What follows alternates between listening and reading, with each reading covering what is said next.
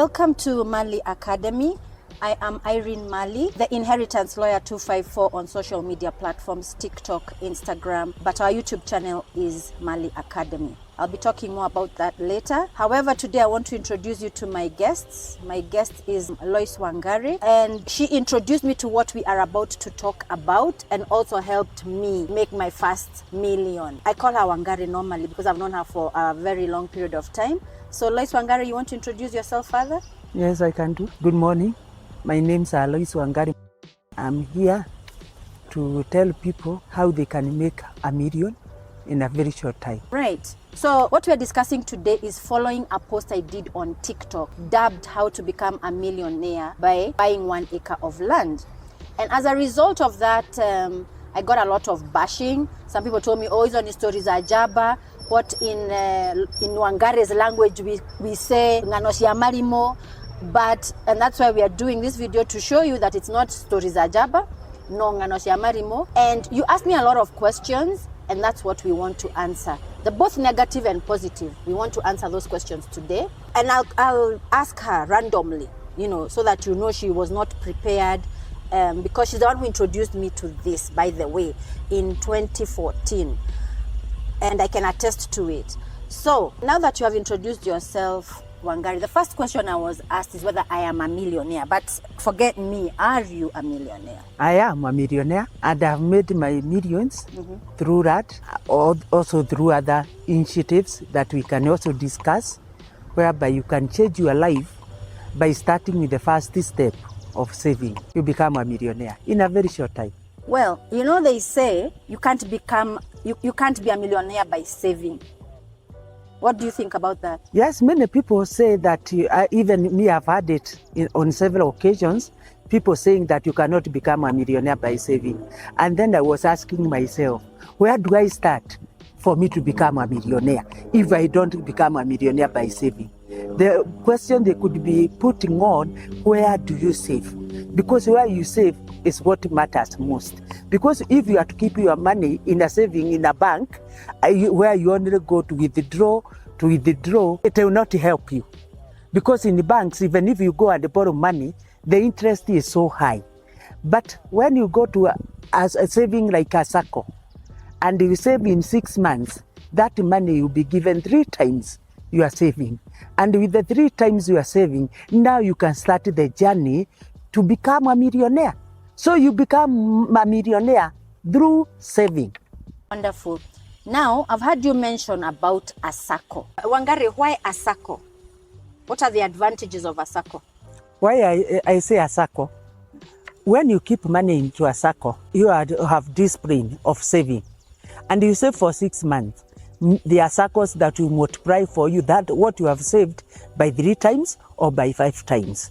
So by that is, if you save for 6 months, you can now start the journey of going to become a millionaire, because you'll be given 5 times of what you have saved. And the interest for repaying back is 1% per month on reducing balance. Well, also I would like to add is that, first of all, saving in itself will not make you rich by itself.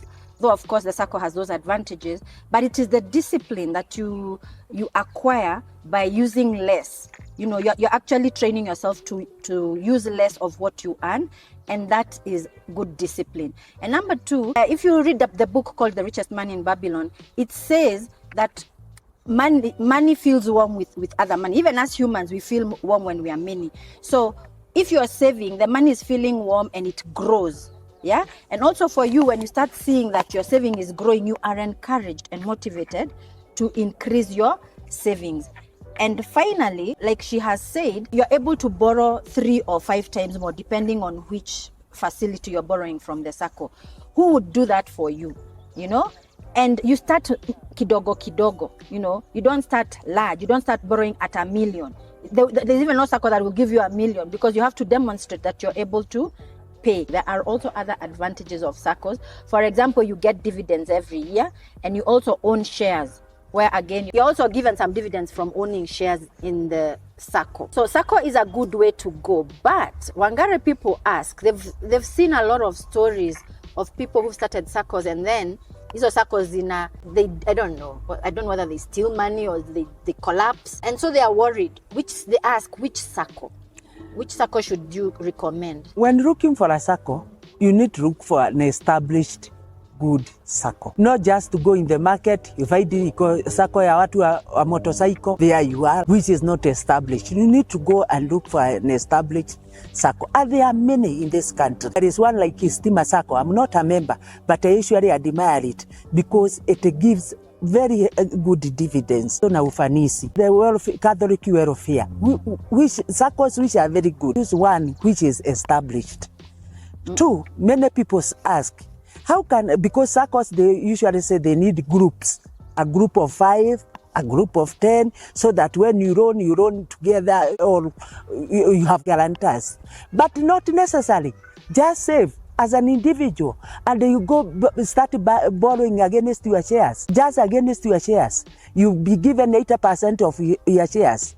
And if you sacrifice for 1 year, and then you save good money, you buy a piece of land by your own without borrowing from looking for guarantors and what have you. That is a very good start of to go where you want to go in another 5-10 years, because the issue here of wealth is just increasing as we move on. Right. So this post that I did on TikTok was telling people how to become a millionaire in 5 years by buying 1 acre of land. And I told them, once they buy this land, a bit far from Nairobi for about 350,000 shillings, after saving, actually I started by telling them how to save 10,000 every month, so that by the end of the year, they'll have 120,000, and then borrow 3 times, that's 360,000, buy land worth that amount, and after 5 years, they shall subdivide the land into 8s, and 1 acre of land is 7 8s. By 5 years, they'll be able to sell that 8s at the same amount they bought the actual land. And the amount was coming to, I don't know how many millions it was coming to exactly. But some people asked me a question. Do you think it's very easy to sell land? Land is very easy to sell and not easy to sell. Because when you are disposing of any asset, whether a car or anything, it's not easy, but it is doable. Because I've been in this business for 20 years, selling land. So I cannot say it's not doable. You sell it. Maybe it's the time, your timing. You may want this money as if you want it today. So getting a buyer just today, sometimes it may have a hiccup. But if you wait for it, you wait for a buyer, you get the right buyer. You get the right buyer. While we say that you can make millions in 5 years, I just want to give an illustration that we did with Irene. We bought a land at 1.5 in a place called Kemuga. Per acre. Per acre, 1.5. If you divide that 1.5 by 7, because an acre, it gives 8 portions of 8, but normally we say 7 because of loads and what have you. That it was going for 214, 285. In less than 4 years, we sold that land, same land, at 1.75. 1.75 in less than 5 years. So if you do your calculation, you can see how much we made. Also, I think I would like to clarify. You're not in the business of selling land. You're in your own business. In any case, 5 years, uliwacha shamba hapo, you appreciate in land, in value. You are doing your own hustles. So you're not the one who is going to sell the land. There are people who are called land brokers or land agents. Lois has just told you she has been one of them for a prolonged period of time. So those are the people you will tell to sell the land. Your core business is not buying land. Your core business is to become a millionaire. And I'm just giving you one avenue, which is land. So don't say any difficult. See, it's difficult for you, but you're an investor, not a land seller. Okay? It's not your core business. There are people called Gen Z. They say Gen Z, idea haibambi. It's not for Gen Zs. They don't like this idea. What would you tell Gen Zs? Gen Z, I can tell them this. In RAD, there is money. While many people I know, the young people, they want to invest in vehicles, in maisha ya juju. But if you can invest in RAD at the initial stages, hiyo maisha ingine yako ya juju itakuwa juu sana. Because like now, the one that we bought at 1.5, we sold it in less than 4 years. Now, if you are to keep that shamba for 10 years, how much do you think you will sell? So if you are dreaming of riding a Range Rover, you will do it. In 10 years, you will do it. So I think the mentality of the Gen Zs is that they want to get rich quickly, which is not possible. There must be stages that you pass for you to get wealth. And those stages, if you calculate them properly and at the right time, because today, me, I cannot stay without food. At my age, I will not stay without food. But a Gen Z can stay without food for a day. A day is okay. So he can be able to save. Me today, I cannot be able to save. Sana. But a Gen Z can sacrifice and save for his future. Because we are supposed to save as if we are living here for 150 years. You are supposed to see your maisha at 150 years, despite the fact inaweza kuja mapema.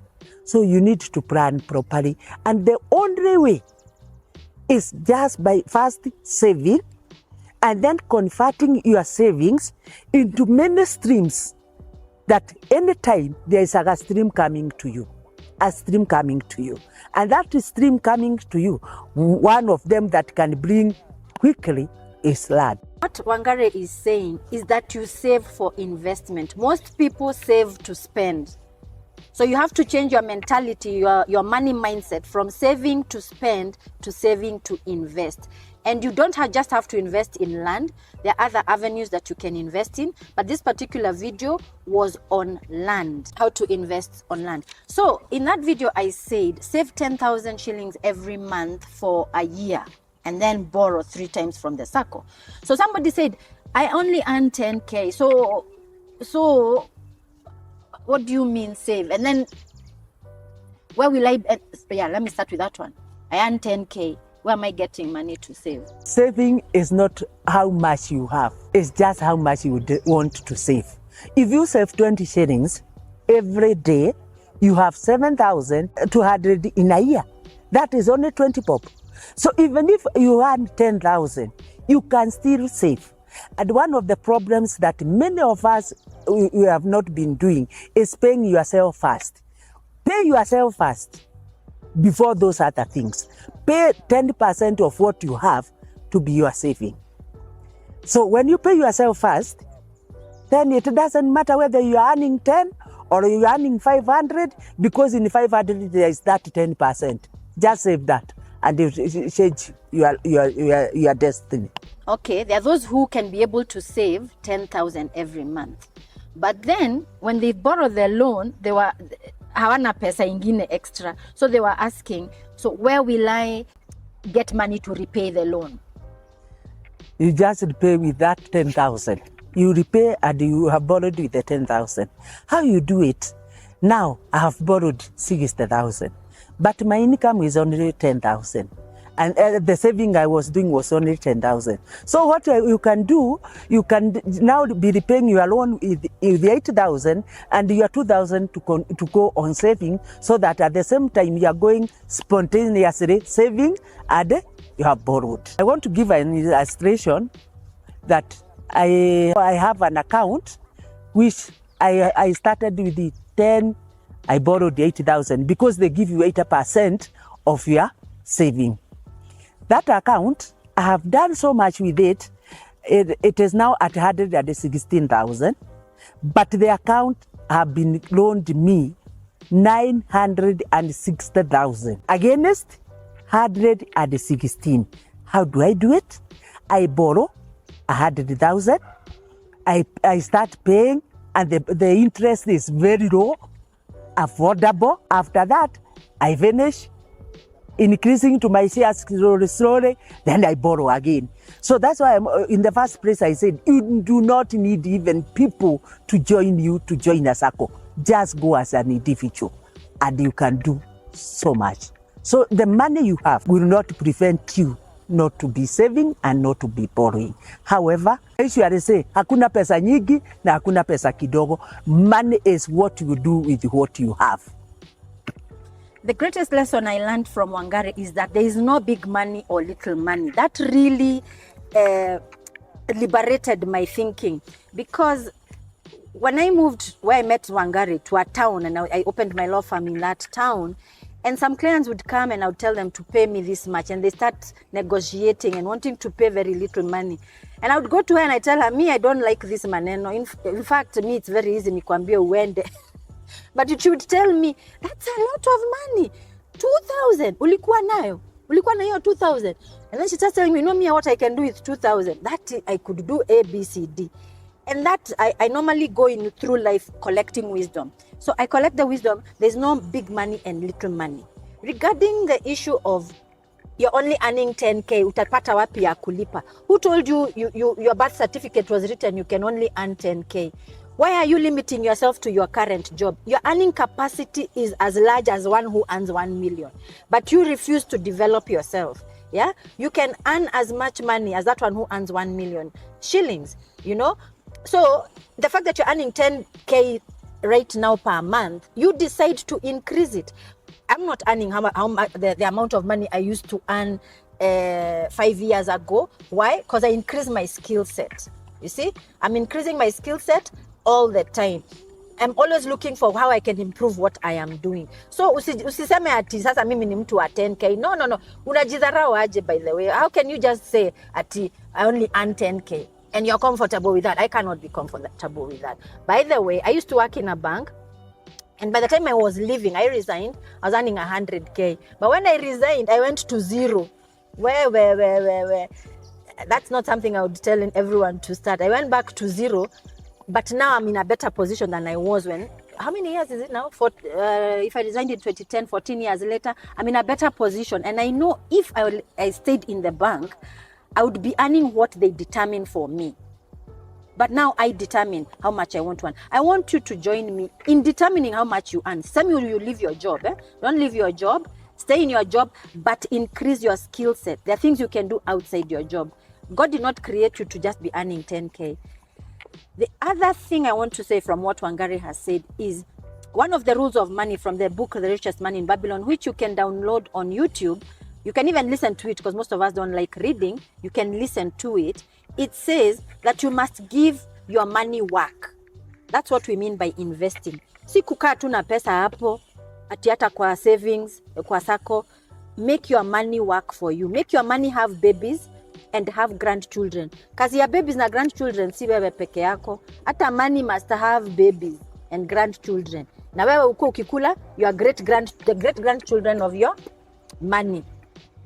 Sawa. So now, Wangari, they asked, what about pesa ya subdivision and getting the title deed? Watapata wapi? I think the first thing one should desire to acquire is that property. When you get that property, now it's there, you can negotiate with the surveyors, and you can even talk to a surveyor. You tell him, just get one of the portions at the cost of the subdividing and giving me my titles. So you sacrifice one portion, and that portion you sacrifice, you road it to the others. So it will not cost you anything. You just road it to the others. And I want to just say this. You know, poverty is choice. You choose to be poor, be poor. Embrace poverty, it will come unto you. But if you don't want to be poor, because kama mimi, surely I hate poverty. I hate it in a passion. So if you hate poverty, let me tell you, not sleep. You save like a crazy person. We once were enjoying our meals na Irene Mari. Saa saba, we call our girl, tuletewe chips, sausage, and one time we asked ourselves, what are we doing to ourselves? Tunaharibu mili na hizi mafuta, at the same time we are spending a lot of money. Na so tukaambiana, nikamuigiza kwa hiyo Sacco ya Ukristo. Tukasema you have to save 100 every day. So that is 3,000 a month. And everybody was accountable to each other. So I have to check every month, how much have you saved? How much have you saved? And we realized in that 1 year, we saved so much that in 2 years, we just got into the Sacco and each of us bought a car. So when you save, definitely I want to tell you, when you take the first step of saving and you discipline yourself, and that any money that comes into your hands, there is something to save. Because other things, there are things that it is a responsibility for you to do. It's not an investment. Educating your children is not an investment. It's a responsibility. Paying your bills is a responsibility. So you should always ask yourself, after how much have I invested? So like now me, I usually invest 5,000 in buying shares every month and have recruited them, so that we start another journey where we can accumulate money, and then when you accumulate this money, you can now dispose your shares at one point and you buy land, because with land it appreciates. When we were starting selling a property in Karen, a quarter was going at 12 million.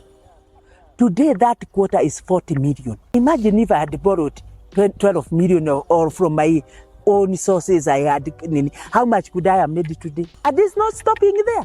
It's still going up. So the key to changing your life is just, first of all, saving and saving the right way. The other thing I would like to add is that she has said land appreciates in value. The purpose of an investment is that it makes you money.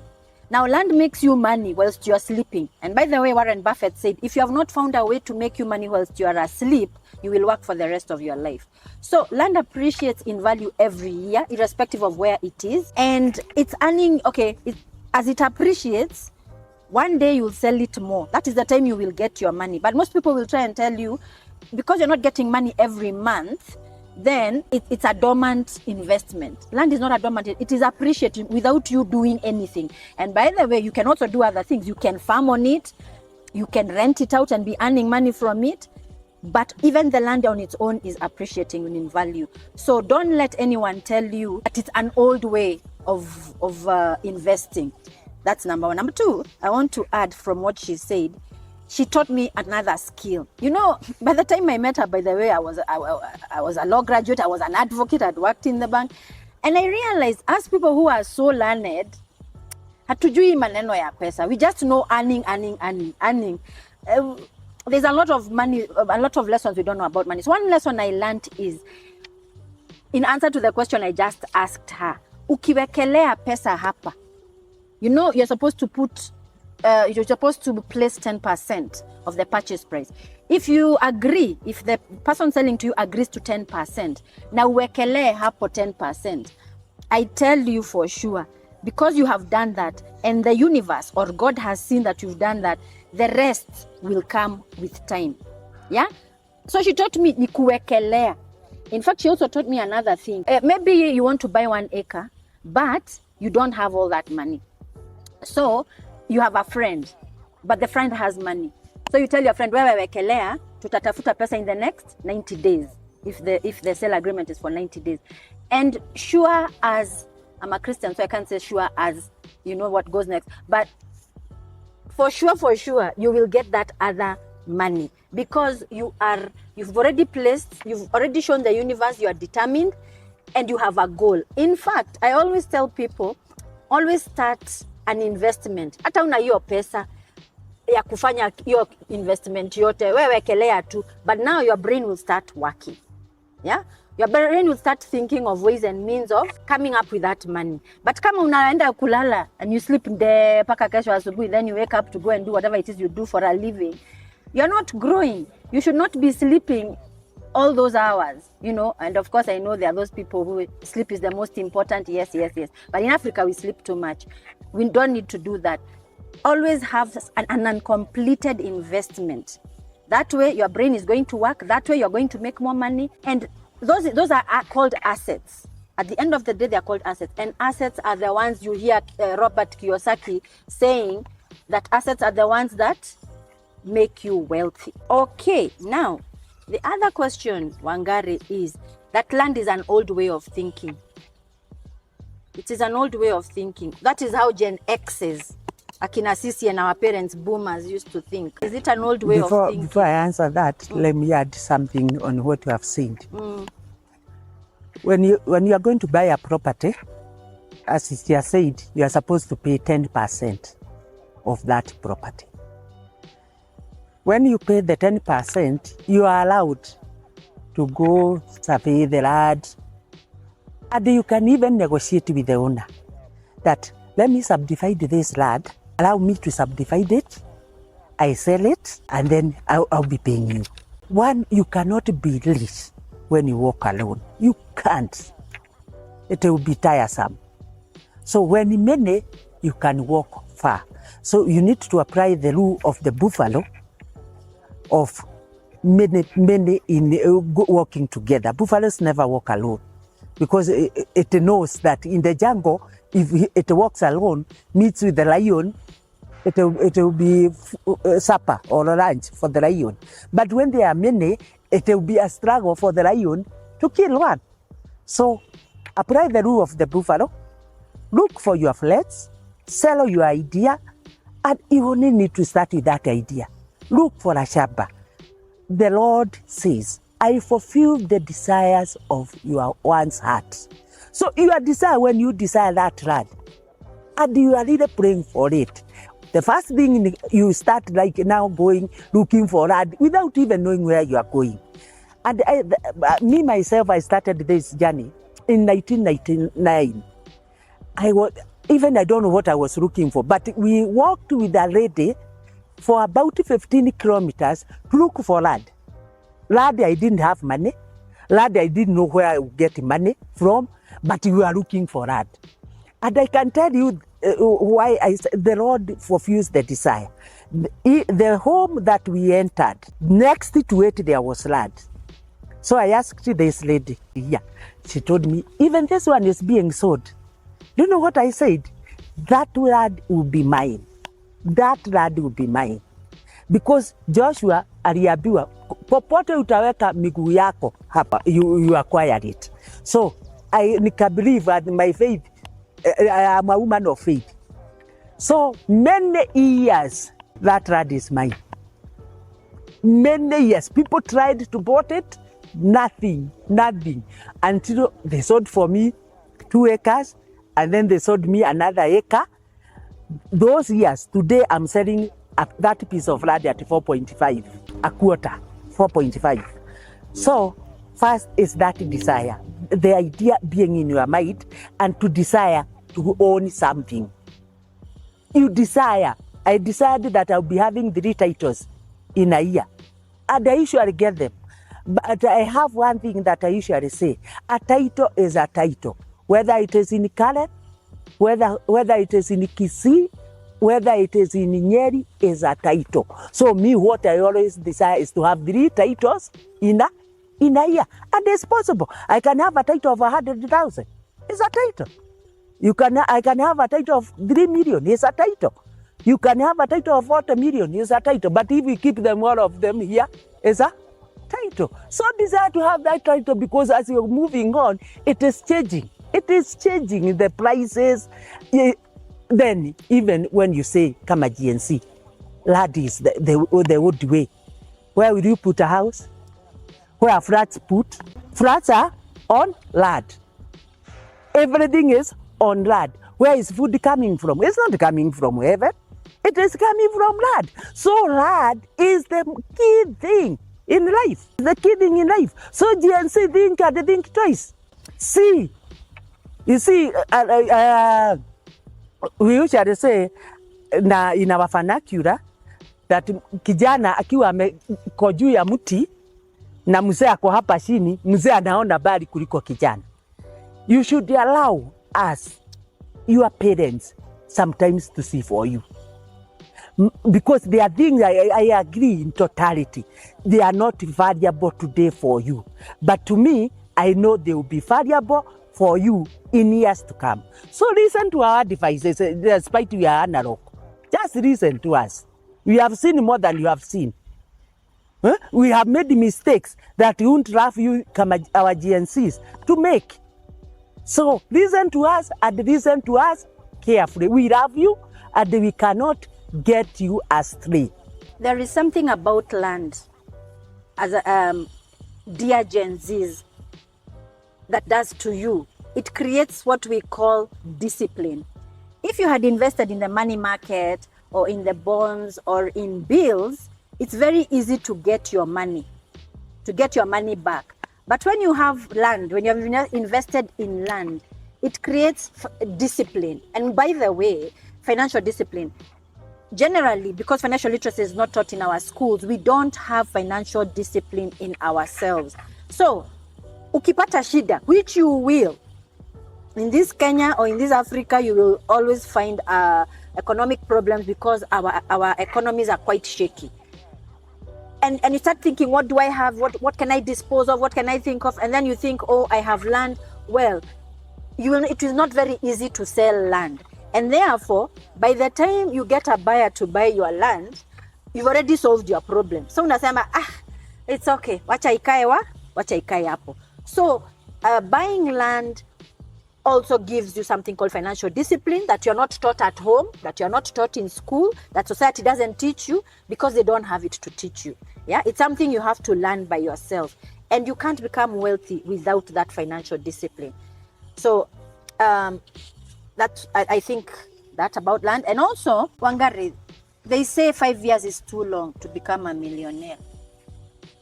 Yet I know in 5 years they'll still be in the same position that they were. What do you think? 5 years is too long to become a millionaire? 5 years, when you are born, the first day, in 5 years, you have not even gone to school. You are in PP1, PP2. And you want, in that period of that, you want to be running, to be doing what? It is not possible. This is a way of moving. 5 years is just a day, 1 day. It's just yesterday we elected the government of the day. And in the year 27, the government is exiting. So when you say 5 years is too long, actually GNC, I even do not know what to tell you. Unless you want to steal. That is the only way you can make money pesa pa. But if you want good money and for it, 5 years, 8 years is not any time that we can start talking about. Another person says, shida ni Zakayo anakujia kila kitu. Zakayo has no problem with you. Leave Zakayo to take what is his, and God will give you what is yours. So don't mind about Zakayo, mind about what you are doing. This Ella, despite the fact that we have so many issues to nasikia, consider them to be theirs. Yours, know that you are a child of God. Now you are going to reap in this Ella. Only trust in God and have faith in Him. So Zakayo asikulete nini shida, achukue ile yake, aashe yako na yako multiply, uendeleze na maisha. Yes. Also, what I gathered from these comments is that most people do not believe in themselves, and yet they are Christians.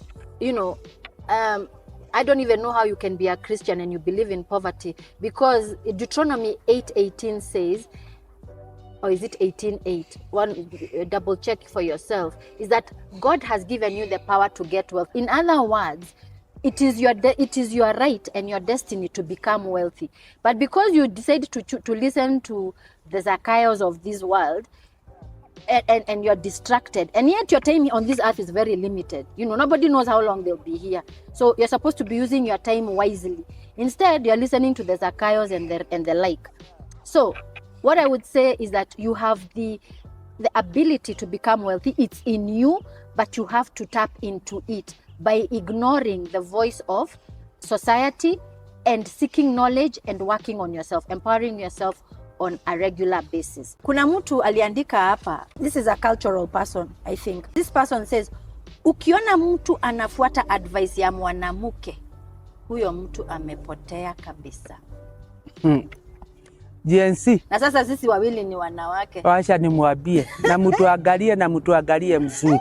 Those who hear our language, nitasaka kusema msemo wa our language. Ate kia mundu mukagite kagio kiarara. Kia mundu mukagite kagio kiarara. As your mother, I will tell you something today. When you look at it, it doesn't make a meaning. But if you take it, tomorrow you say, you'll be thanking me. And we have seen it. When mothers are being buried, you hear sons and daughters saying, because of listening to my mother, is because that's why I have this and that. So whatever we are telling you, one thing, it is us who go to the river. So we have a lot of respect for our children. And you realize even when, like now, the other time when GNC were being killed, in fact, there was a day I didn't sleep. I slept crying. They were not my children, but they are my children from other mothers. And I know how painful it is. So I can never lose my child. Even when you look at the industries, all the industries, most conmen are men. Yes, they are women. Conmen. Conmen. It's just con women. Conmen. Mostly they are men. But that does not mean there are no bad women out there. But majority of women, they are excellent. They will advise you lightly. Because I have made mistakes, and I won't like my daughter or my son to make the same mistakes. Women, we have so many words to talk about. We have so many things to talk about. And you can see where women, this time the economy is being controlled by a woman. And you say you cannot listen to a woman. What are you talking about? And the economy of today is being controlled by women. Who are big? Who are judges? They are women. I just wish we can be given an opportunity to run this country, to be a president and me, a woman. I just hope GNC mnaweza kupatia mwanamke hii nchi atuongoze. I think that was an emotional comes from anyway. But there's a program called Shark Tank, and every business person should go and watch that program because it's a panel of 5 billionaires who listen to people who want to expand their businesses. It's an American sitcom or whatever program. And one billionaire said, he's the most toughest. And he says, for money is not emotional. Because you see that comment shows the person is being emotional. Women and men are coming from where? Where does gender come in when it comes to money? Money is a different gender altogether. So do not be emotional about money. Be focused on your goal, and your goal should be to become wealthy because God has ordained you to become wealthy. But for you to become wealthy, you have to make decisions that are contrary to your culture, because our cultures are very limiting, by the way. You have to make decisions contrary to even the schooling system. Okay? So stop being emotional and learn from whomever. Whomever God sends your way, learn and move on. Now, it seems like some of these questions were quite repetitive, but most of them were actually positive. I don't know, it had like more than 150,000 views, a lot of forwards. But I wanted us to deal with that aspect to help the younger generation to understand there are many ways of becoming millionaires. And I think the best bet is land, because it's not very easy to get a buyer of that land. And even when you don't get a buyer, the land is still appreciating whilst you are asleep. In the West, they don't buy land, they buy flats. They call it real estate and they buy flats. And they have a way of working it. But for us, you can't afford a flat. And somebody talked about, a comment was about investment for mkulima mdogo. Which better investment is there for mkulima mdogo than land, surely? There is. For mkulima mdogo? There is. There is investment for mkulima mdogo, because you have to kuwa mkulima mdogo mdogo ndio ufikie kwa lads. Kwa lad. Mkulima mdogo, today you can invest just 1,000 bob into shares. Just 1,000 bob. And you buy shares. Only that you need to buy the shares that are good, the good companies. So if you tell yourself that every month I'll be buying shares worth 1,000 or 2,000, depending on how much you have, within a period of time, you have accumulated wealth, which you can dispose and you buy that land. You can dispose and buy that house. So that is the way mkulima mdogo can start. You weke Sacco kidogo, you are buying to shares kidogo kidogo. In a period of 1 year, you'll be somewhere. I was buying shares when I was in college. Hata mimi nimesoma, hata ikiwa sio wakili. Nimesoma. Na one time nikawa so mad about a lady ambaye alikuja kuniongezea rent. Na nikasema, I swear I'll never again live in a rented house. I will never. I was in college. And I started buying shares of 100 shillings. My salary, because I had left work to go to further my studies, was 800 shillings. So I was buying shares 100 shillings every month. So, and the company knew it was called Genya and Karaoke. It collapsed, but it didn't collapse with the people's shares. Genya Karaoke and Company. They knew whether I will go or not go, they will buy for me a shares worth 100 shillings. And I did it for 3 years when I was in college. When I got out, let me tell you, I told you, the Lord fulfills the desires of your heart. The shares went up. Hii mnasikia Kenya Airways imekufa. Ilikuwa ikitoka 8 bob. Na nilikuwa nikinunua at 80 shillings. Sikapanda nikauza shares 480. Imagine umetoka college uko na 480. And the nyumba in Umoja was going at 450. So I owned a house from 100 shillings. So there is a way of doing it. This house is on what? On land. Actually, sometimes I wish if I went for abroad, just next to where I bought the house and buy that property. That today is where flats of that 15 stones are. So you can see land is an issue. But how can you buy that? You can start saving small, accumulating wealth. Wealth doesn't come once pa. It's like water, tone moja, alafu tunakuwa na siwa. So Gen Z's, that is key. Saving is key. Robert Kiyosaki says, but it's also knowledge, common knowledge is that you become wealthy from cash flow. Yani pesa ina flow. Na hiyo pesa ina flow from assets. Money flows from assets.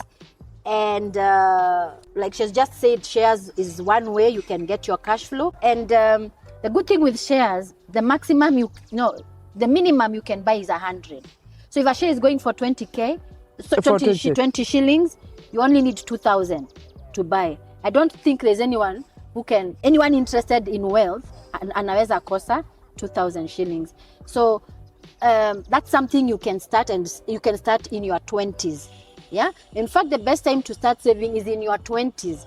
Why? Because in your 20s, in the African culture, your life, somebody else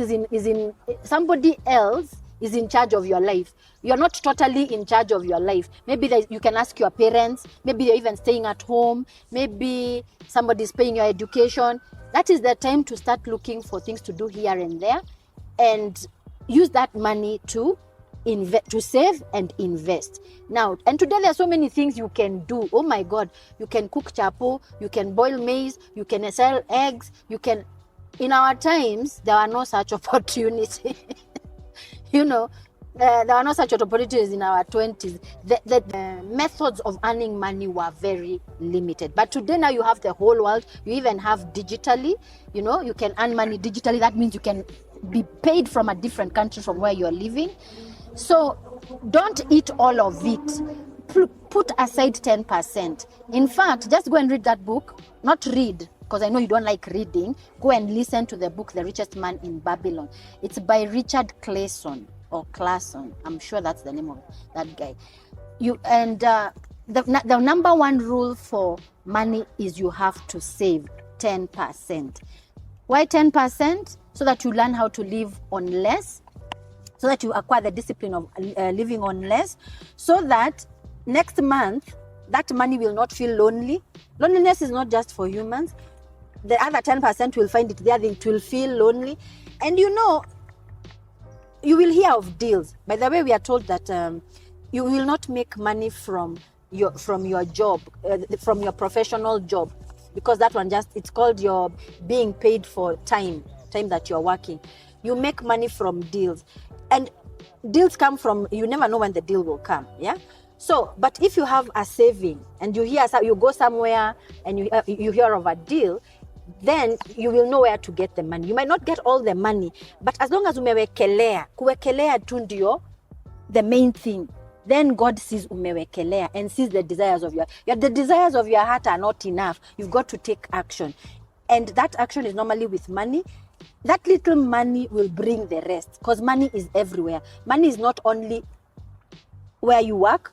Money is not only with your parents. Money is everywhere. Wherever you are, there is money. It's just that you don't know how to get it, because money is in people's pockets. And where you are, there are people. The question is, how do you get that money into your pocket? There are many ways. So money is not the issue. There's a lot of money. How you get it is the issue. And how you get it is by preparing yourself. Who are you? Are you a person who attracts money or repels money? Because when you read that book, I'm telling you, Richest Man in Babylon, it will tell you money is watching you, how you treat it. And one day it will see you're treating it in the wrong way.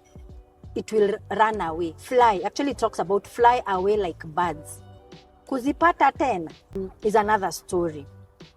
So it seems like, Wangare, we've answered all the questions. Unless, what other money advice would you like to give let me add on our this. Gen Zs? Because we want, you see, the more people that are wealthy in a country, the wealthier a country is. And you know, these lessons we were learning in our 40s. Yeah? If the Gen Zs learn in quite early, we would be a richer nation. Sawa. Waongezee wisdom ya do. Today, the market by yesterday, you only need 1,400 to buy 100 shares of Barclays Bank. With the 1,500, you have 100 shares of Cooperative. With the 1,600, you have 100 shares of Safaricom. That is money you use by treating yourself, treating your friends. I wish if you can postpone treating them now, then you'll be treating them with the fruits and the flowers of what you are planting today. You treat them with, actually that is the time when you can treat them well. Today, as much as we say that people are thieves, what, Didi Nyoro is the largest owner of Kenya Power. And he started buying shares while at the university. Was he an MP by then? Did you know you become an MP? But he had a dream. He had a dream, and the dream is now accomplished. Have a dream. Have a dream, and start it slowly. You get there. Don't just, today if you see Didi Nyoro, utasema, but he is the largest owner of Kenya Power. Kenya Power just recently was going for 2 shillings. 2 shillings. So, he has millions of shares. Today, if that Kenya Power goes up to sell at 10, that fellow is a billionaire. So becoming a billionaire, you can do it. Asha hii mnasikiaga tu akina Bills Gate. You are a small Bills Gate who can use their brains nicely and you become one. The soil is fertile for you. Just plant in the right time, plant well, you harvest when the time comes. Because the points are now what I was supposed to talk about. I exhausted. I can have a parting shot. A parting shot which I have is that we are in a jungle. maisha hii, we are in a jungle, we are in a forest, whereby you have to know how to go about to survive in this jungle. If you don't survive nicely, the lion will eat you. The buffalo will meet you and hate you. So in this jungle, you need to know how to apply your rules nicely so that you can enjoy being in this.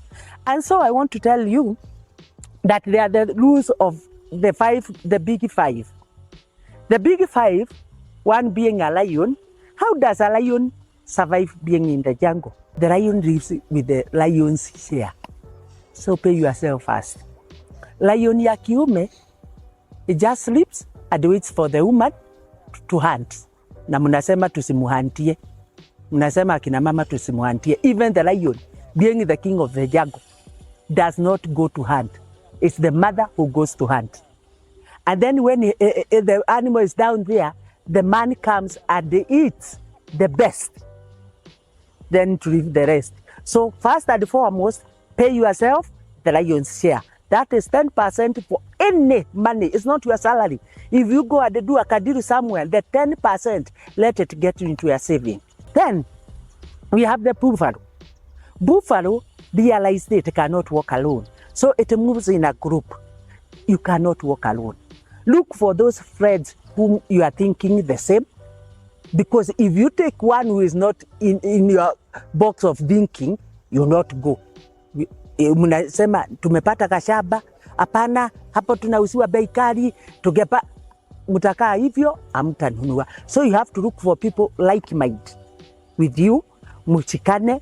One person ukitembea utashoka haraka. But many, you go and you can move mountains. The other one is cheetah. Why does cheetah survive in the forest? Cheetah survives in the forest because of its focus. You have to be focused. Cheetah anajua today I want to eat a gazelle. He will not stay where gazelles are not, because today's menu is gazelle. So he will go where gazelles are. And when he identifies one gazelle, na aseme ni ile, hata sigine sikija, he will not be distracted. He will go purposely for that. So be focused. When you say it's rad, it's rad. Now you buy shares, you buy shares. I go to boards, I go to boards. Don't be distracted along the way. Washa tuende bash, washa tuende nini. Don't. The other big five is a rhino. A rhino is known for its stability. For a lion, kukula rhino, it discharges. So don't allow every Tom, Dick and Harry to come and rob what is in you. Don't allow anybody. Be firm in your decisions. The other one is giraffe. Giraffe inaonaga bad. So unatakikana ukikaa usione 5 years, the ones you are talking about. See, ask yourself, 20, 30 years, where will I be? Don't bother yourself about 5 years. 5 years is a walk away. Ask yourself, 10 years. Today I'm 20. What bothers somebody of 20? What to eat? What to dress? To go to a bash? Ukifika 25 or 30, you are married, to the responsibilities zinaanza kupada. So don't see the 5 years when you are 20. See the 30 years when you have a child. See the 40 years when you are taking children to university. And that rad you bought it at 200,000 is the one you are selling at 5 million to take your son or daughter to the university. So apply the rules of the big five to survive in this jungle and you enjoy it. Barikiwe. My parting shot is that I remember I did a post. One of the things that I did a post on social media, and I said, there are two things that really bother me that I have never understood. And one is physics, and the second is men. And I asked my followers to tell me what theirs are. And And in fact, I said physics is better because the last time I did physics in Form 2, I got 20%. Afadhali, yo. But the men part, where. So I feel that we should be taught male psychology in schools. And only girls should do it, male psychology. But one of the comments in that post said that for her, it's financial freedom. She has never understood financial freedom. First of all, the system does not want you to understand financial freedom or how to acquire financial freedom, because it requires that there are more poor people so that it can be able to control them. So if you want financial freedom, it has to be an intentional, personal decision that you make yourself. Now, and because it's not taught in schools, you have to find it for yourself in whichever format, and you need God to help you. Because like even for me, when I met Lois, who then now I can say was my financial mentor, and by the way, I'm more learned than she is, but she's my financial mentor, and I had read books. I read a lot of books. So you need somebody to mentor you financially, because the system is wired that you don't understand money. Okay, but what I've found is that even as I was walking around that time when I left let me tell you, I left the bank in 2010.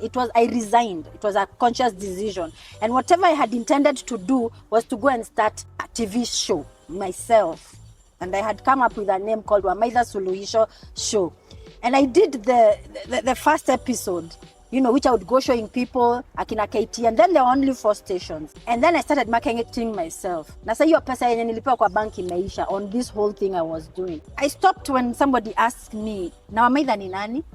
That was the hardest question I'd been asked. Wamaitha is my middle name, is my cultural name. So I stopped doing that. And then I remembered, oh, by the way, I'm a lawyer, I'm an advocate. So I started my own law firm. But that is when my financial lessons started to come into being. I would watch as I walked to work, because I couldn't afford bus fare. I would see these women who sell vegetables na kadhalika, and they were better than me. They had a source of income. Their income was not being interrupted by unemployment. You see, I have chosen to resign. I'm now unemployed. Before my business picks up, you can imagine how long it will take me. But mama anauza hizo boga zake every day. And I learned a lot of lessons from that. And I can even maybe pass one right now. And one of them is, you must have 5 things that are bought on a daily basis in your business. You must think like that as a mkulima mudogo. Because that woman has onions, has tomatoes, has avocado, and has sukuma, and I don't know what else. 5 things. And she sells every day, So as a small business person, you must have those 5 things to have. But my point was, even as you work, there's nobody who doesn't have money. Everyone has money. As long as you are working, you have money. The question is, does that money turn into something else? And so you might require somebody who will help you. I was also, I think, her mentor, because the idea of saving 100 bob was my idea, and then we discussed it, and then it took us where we are right now to be where we are at, yeah? And we were each other's accountability partners. So your friend can be your financial mentor, and we can also be your financial mentor. Are you asked for the asking? Yes. Don't say you ask for the asking, because they'll think it's for free. We don't do things not for free. free. Offer free services. What we offer free is on YouTube.